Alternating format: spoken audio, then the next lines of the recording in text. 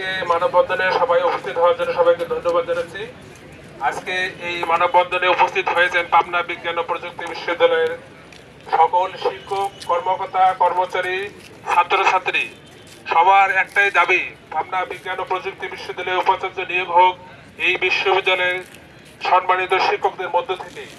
যাকে যোগ্য মনে হয় সরকার তাকেই নিয়োগ দেয়, আমরা সেটাই চাই। আজ বিশ্ববিদ্যালয় 18 বছরে পদার্পণ করেছে। এই বিশ্ববিদ্যালয়ে অনেক শিক্ষক আছেন যারা শুরু থেকে এই বিশ্ববিদ্যালয়ে বিভিন্ন ধরনের প্রশাসনিক দায়িত্ব পালন করেছেন এবং অনেক শিক্ষক আছেন খুবই দক্ষ, অভিজ্ঞ এবং প্রশাসনিকভাবে অত্যন্ত দক্ষ। তাদেরকে এই বিশ্ববিদ্যালয়ে উপাচার্য হিসেবে নিয়োগ দিলে আমাদের এই বিশ্ববিদ্যালয়টি আরো দ্রুত এগিয়ে যাবে। তাদের অক্লান্ত পরিশ্রম সার্থক হবে। তারা বিশ্ববিদ্যালয়ের প্রতি তাদের অনেক ত্যাগ, তিতিক্ষা এবং অনেক ধরনের ডেডিকেশন আছে। আমরা চাই তারা সঠিক মর্যাদা পাক, সরকার সেটা সুনজরে দেখুক এবং আমরা চাই অতি দ্রুত এই বিশ্ববিদ্যালয়ে উপাচার্য নিয়োগ হোক। আমাদের মাস প্রায় শেষের দিকে, অতি দ্রুত উপাচার্য নিয়োগ না হলে আমরা বেতন পাবো না, আমাদের বেতন আটকে যাবে, আমাদের বোনাস আটকে যাবে। তাই আমরা সরকারকে চাই অতি দ্রুত বিশ্ববিদ্যালয়ে উপাচার্য নিয়োগ দেওয়া হোক এবং সেটি এই বিশ্ববিদ্যালয়ের শিক্ষকদের মধ্য থেকেই নিয়োগ দেওয়া হোক। আমি এই জোরালো দাবি জানিয়ে আমি শেষ করছি। সবাই ধন্যবাদ, ভালো থাকবেন। এই জটিলতা কয়দিন ধরে চলছে এবং এই জটিলতা অবসানটা আসলে কেন জরুরি? আমি একটু গোড়ার দিকে যেতে চাই। সেটা হচ্ছে যে বিশ্ববিদ্যালয়ে গুটি গুটি পায়ে অনেক বছর হয়ে গেল।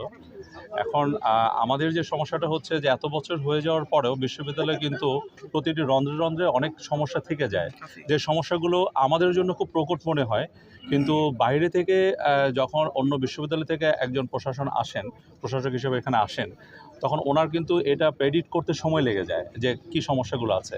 তখন ওনার কাছে প্রায়োরিটি বেসিসে উনি জাস্ট বেশি গুরুত্বপূর্ণ দিকটাকে যেগুলো মনে করেন সেগুলো সলভ করেন, কিন্তু আমাদের দীর্ঘদিনের জমে থাকা যে খুঁটিনাটি যে সমস্যাগুলো, সে সমস্যাগুলো ওনার কাছে আর অতটা গুরুত্বপূর্ণ মনে হয় না। কিন্তু এটার ভুক্তভোগী কিন্তু আমরা প্রতিটা শিক্ষক, প্রত্যেকটা কর্মকর্তা কর্মচারী কিন্তু আমরা কিন্তু মানে তিলে তিলে আমরা সেটা ভোগ করি। তো এই জাতীয় সমস্যাগুলোর জন্য আরেকটা, যেটা আমার অলরেডি পূর্ববর্তী বক্তা বলেছেন, যে আমাদের অনেক মেধাবী ছাত্ররা এখান থেকে বের হচ্ছেন, তারা ফ্যাকাল্টি মেম্বার হিসেবে পাচ্ছেন না, তাদেরকে পাচ্ছি না আমরা।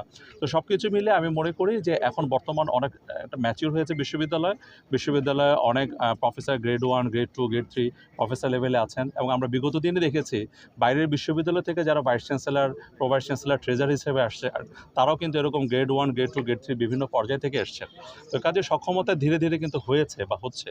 এই মুহূর্তে এই পর্যায়ে আমাদের মনে হয় যে বিশ্ববিদ্যালয়ের অভ্যন্তরীণ থেকেই যদি এই ধরনের নিয়োগগুলো দেওয়া হয়, তাহলে বিশ্ববিদ্যালয়ের খুঁটিনাটি যে সমস্যাগুলো আছে, যেগুলো হয়তো বা মেজর সমস্যা বলে তারা মনে করে না, কিন্তু আমরা ফিল করি, এই ধরনের সমস্যাগুলো সমাধানে খুব জরুরি একটা সমাধানের দিকে এগিয়ে যাবে বলে আমি বিশ্বাস করি।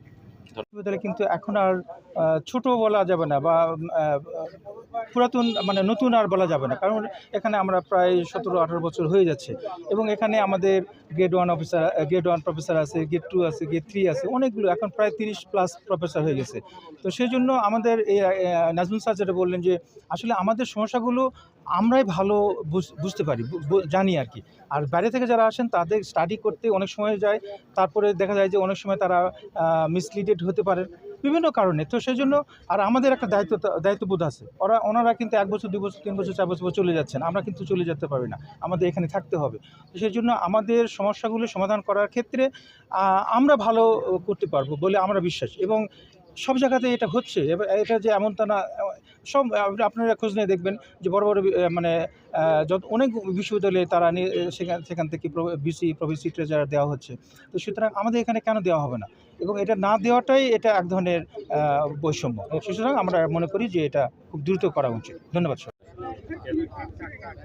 আমাদের দাবি মূলত, আপনারা জানেন পাবনা বিজ্ঞান ও প্রযুক্তি বিশ্ববিদ্যালয় 2008 সালের 16 ডিসেম্বর থেকে বিশ্ববিদ্যালয় যাত্রা শুরু করেছে এবং এ পর্যন্ত 6 জন ভাইস চ্যান্সেলরদেরকে আমরা বিদায় দিয়েছি এবং তারা সবাই ছিল বাইরে থেকে আসে বিশ্ববিদ্যালয়ে।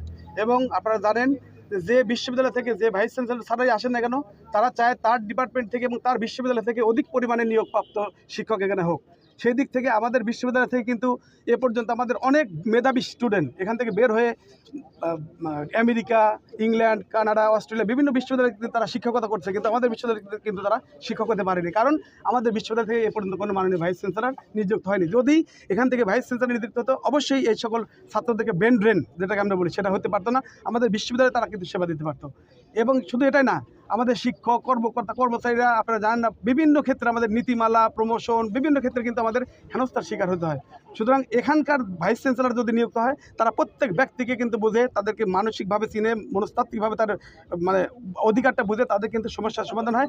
এবং বিশ্ববিদ্যালয়তে সাধারণত যতগুলো সমস্যার সৃষ্টি হয় ইন্টারনালভাবে যদি কোনো ভাইস চ্যান্সেলর নিয়োগ হয় একটা সমস্যাও থাকবে না, প্রত্যেকটি সমাধান অঙ্কুরেই সমাধান হয়ে যাবে বলে আমরা বিশ্বাস করি। এই জন্য আমাদের প্রাণের দাবি এই বিশ্ববিদ্যালয়ে যোগ্যতম যে কোনো একজন ব্যক্তিকে সরকার মহোদয় এখানকার ভাইস চ্যান্সেলর হিসাবে নিয়োগ প্রদান করুক, এটা আমাদের প্রত্যাশা এবং প্রাণের দাবি আমাদের। আপনারা জানেন যে গত 15 তারিখ মানে এই মাসেরই গত 15 তারিখ থেকে আমাদের বিশ্ববিদ্যালয়ের ভিসি নাই, ভাইস চ্যান্সেলর মহোদয় নেই, উনি 15 তারিখে রিজেন দিয়েছেন। এই রিজেন দেওয়াতে আমাদের একাডেমিক কার্যক্রম, প্রশাসনিক কার্যক্রম স্থবির হয়ে গেছে। যেমন আমরা যদি স্টুডেন্টের কথা বলি যে তাদের রেজাল্ট পাবলিশ করতে হলে ভাইস চ্যান্সেলরের অনুমোদন লাগে, ভাইস চ্যান্সেলরের সিগনেচার লাগে। একটি সার্টিফিকেট যদি তুলতে হয় সেখানে তার সিগনেচার লাগে। একটি মূল সার্টিফিকেট, যেমন আমাদের অলরেডি 2 জন স্টুডেন্ট খুবই ঘুরতেছে, তারা বিদেশে তাদের ফুল ফান্ডেড স্কলারশিপ হয়েছে কিন্তু যেতে পারতেছে না, কারণ তাদের লাগতেছে মূল সার্টিফিকেট।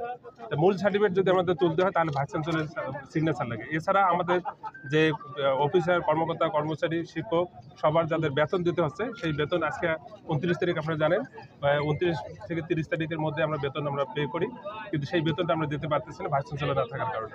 কারণ ট্রেজারার মহোদয় মানে ওই অথরিটি রাখেন না বেতন দেওয়ার মতো। তো এটা আমাদের একটা বিশাল শূন্যতা, কারণ অনেক শিক্ষক, অনেক কর্মকর্তা, কর্মচারী আছেন যারা এই বেতনের উপর নির্ভর করে তারা জীবিকা চালায়। যদি হঠাৎ করে বেতন বন্ধ হয়, এমনিতেই সারা দেশব্যাপী, সারা বিশ্বব্যাপী একটা সংকট সৃষ্টি হয়েছে, জ্বালানি সংকট। তারপরে যদি এখানে বেতন যদি আটকে যায় তাহলে তারা অনেক বিপদের, তাদের পরিবার একটা বিপদের মধ্যে পড়ে যাবে। এই জন্য আমরা চাই অতি দ্রুত বিশ্ববিদ্যালয়ে সে উপাচার্য নিয়োগ হোক, এবং সেটা এই বিশ্ববিদ্যালয়ের উপাচার্য নিয়োগ হোক। এই কারণেই আমরা সবসময় একটা কথা বলি, বাইরের ভাইস চ্যান্সেলর মহোদয় আসেন, 4 বছর কাটান, চলে যান, আসেন চলে যান, কিন্তু আমরা এখানে আসি, আমরা থাকবো। সুতরাং এখানে যে বিশ্ববিদ্যালয়ের ভাইস চ্যান্সেলর হবে সে একটা দায়িত্ব নিয়ে থাকবে, কারণ তাকে আরও অনেক দিন চাকরি করতে হবে এবং তার মধ্যে একটা জবাব দিতে থাকবে, এবং সে এই বিশ্ববিদ্যালয়ে A to Z এভরিথিং সে জানে, কোথায় কোন সমস্যা আছে, আমরা কিভাবে সেই সমস্যাগুলিকে উত্তরণ করতে পারি এবং কিভাবে একটি বিশ্ববিদ্যালয়কে আন্তর্জাতিক মানের একটি বিশ্ববিদ্যালয়ে আমরা প্রতিষ্ঠা করতে পারি, সেই অভিজ্ঞতা আমাদের অনেক শিক্ষকের আছে। আমাদের বহু শিক্ষক আছে যারা আমেরিকা, অস্ট্রেলিয়া, কানাডা এবং ইউরোপ থেকে, তারা জাপান থেকে, চায়না থেকে PhD করা এবং অনেক অভিজ্ঞতা সম্পন্ন শিক্ষক আছেন। সুতরাং আমরা আশা করি যে সরকার এইসব বিবেচনা করে অতি দ্রুত আমাদের বিশ্ববিদ্যালয়ের ভেতর থেকে উপাচার্য নিয়োগ দেবে, আমরা এই প্রত্যাশা ব্যক্ত করতেছি। তো আপনারা অফিসে বসে থাকবেন না, আপনারা সবাই মানববন্ধনে যোগদান করুন। যেহেতু সময় দেওয়া ছিল 11:30টার সময়, 11:30টার সময় কিন্তু পার হয়ে গেছে। আপনারা ডেস্কে কেউ অভ্যন্তরীণ